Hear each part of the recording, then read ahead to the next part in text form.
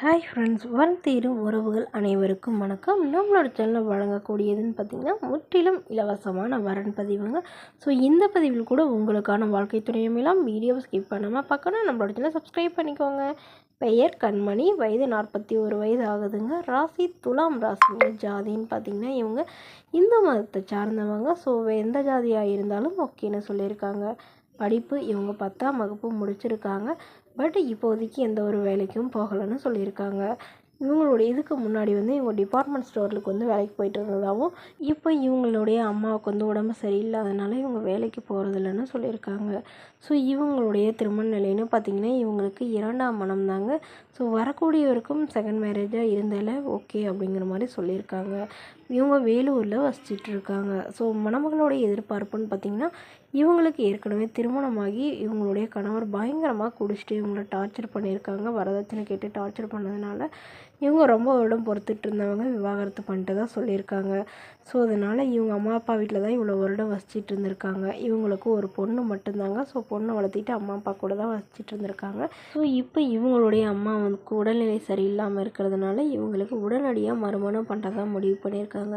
ஏன்னா இவங்களுக்கு அம்மா மட்டும்தாங்க, அப்பா இல்லை, உடன் பிறந்தவங்களாம் யாரும் இல்லைங்க. இவங்களுக்கு ஒரே ஒரு ஓட்டு வீடு மட்டும்தாங்க இருக்குது. அது இல்லாமல் ஒரு 5 சென்ட் நிலம் இருக்கிறதா சொல்லியிருக்காங்க.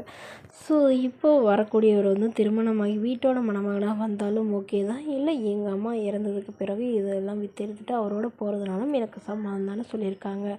ஸோ இந்த மணமகனை உங்களுக்கு பிடிச்சிருந்தா கீழே உள்ள வாட்ஸ்அப் நம்பர் தொடர்பு கொள்ளவும். அடுத்த வரன் பெயர் பார்த்திங்கன்னா ஷாலினி, வயது 38 வயது ஆகுதுங்க. ராசி மேஷ ராசிங்க. ஜாதின்னு பார்த்திங்கன்னா இவங்க இந்து மதத்தை சார்ந்தவங்க. ஸோ இந்து மதத்துலேயே எந்த ஜாதியாக இருந்தாலும் ஓகேன்னு சொல்லியிருக்காங்க. இவங்களுடைய படிப்புன்னு பார்த்திங்கன்னா MCA முடிச்சிருக்காங்க.